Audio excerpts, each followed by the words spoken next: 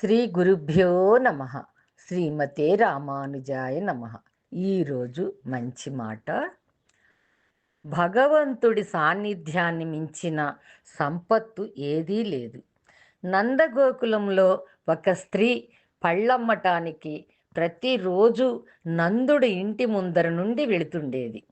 చిన్ని కృష్ణుడు ప్రతిరోజు ఆమెను పిలిచి, అమ్మా, నాకు పండ్లు కావాలి అని అడిగేవాడు. అందుకు ఆమె తన పళ్ళ బుట్టలో నుండి పండ్లు తీసి కృష్ణుడికి ఇచ్చేది.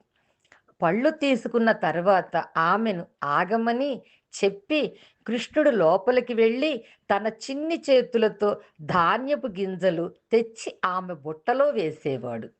ఆ తరువాత ఆమె అక్కడి నుండి బయలుదేరి వెళ్ళిపోయేది. ఆమె కొంత దూరం వెళ్ళిన తరువాత కృష్ణుడు బుట్టలో వేసిన ధాన్యం కాస్త రత్నాలు, మణులు, మాణిక్యాలు మొదలైన రకరకాల ఆభరణాలుగా మారిపోయేది. రోజు ఇదే విధంగా ఆ స్త్రీ పళ్ళు తీసుకురావటం, కృష్ణుడు అమ్మా, నాకు పళ్ళు కావాలి అని అడగటం, పండ్లు తీసుకున్న కృష్ణుడు ధాన్యాన్ని ఇవ్వడం, ఆ ధాన్యం కాస్త విలువైన వస్తువులుగా మారడం జరిగేది. ఆమె తన బుట్టలో కృష్ణుడు ఇచ్చిన ధాన్యం మణులు, మాణిక్యాలుగా మారడం గమనించేది. కానీ దానిపై ఎటువంటి ఆసక్తి ప్రదర్శించకుండా ఆ మొత్తాన్ని ఊరి చివరన అడవిలోకి తీసుకుని వెళ్ళి పారబోసేది. ఇంతకీ ఆమె అలా ఎందుకు చేసిందంటే, ఆమె రోజు కేవలం కృష్ణుడిని చూడటానికి, కృష్ణుడితో అమ్మా అని పిలిపించుకోవడానికి మాత్రమే పళ్ళబుట్టతో వచ్చేది.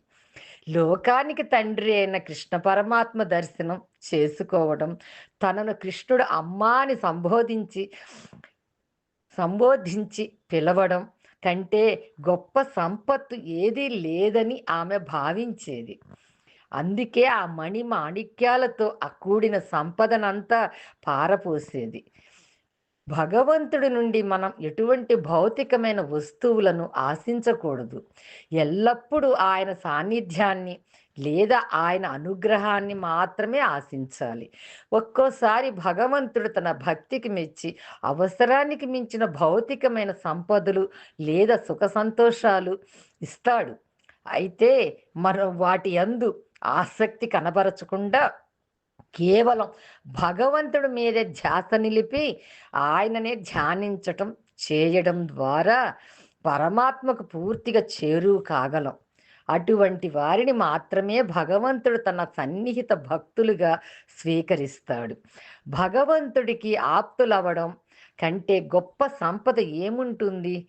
ఈ సృష్టిలో పరమాత్మను మించిన వస్తువు కానీ, ఆయన సాన్నిధ్యాన్ని మించిన సంపత్తు కానీ ఏదీ లేదు. మన వద్ద ఎన్ని భౌతిక సంపదలున్నా కూడా ఒక స్థాయి తర్వాత వాటి ద్వారా మనం పొందే తృప్తి అంతమైపోతుంది. అవన్నీ అశాశ్వతమైనవని అర్థమవుతుంది. మనకు శాశ్వత తృప్తిని, సంతోషాన్ని కలిగించేది కేవలం పరమాత్మ సాన్నిధ్యం మాత్రమే అని తెలుస్తుంది. అశాశ్వతమైన సంపదల కోసం పరుగులు తీసి సమయాన్ని వృధా చేసుకునే బదులు శాశ్వతమైన సంతృప్తిని, ఆనందాన్ని ప్రసాదించే పరమాత్మకు దగ్గరవ్వటానికి ప్రయత్నం చేయడం ద్వారానే మానవ జన్మ సార్థకమవుతుంది. సర్వే జనా సుఖినో భవంతు. లోకా సమస్త సుఖినో భవంతు.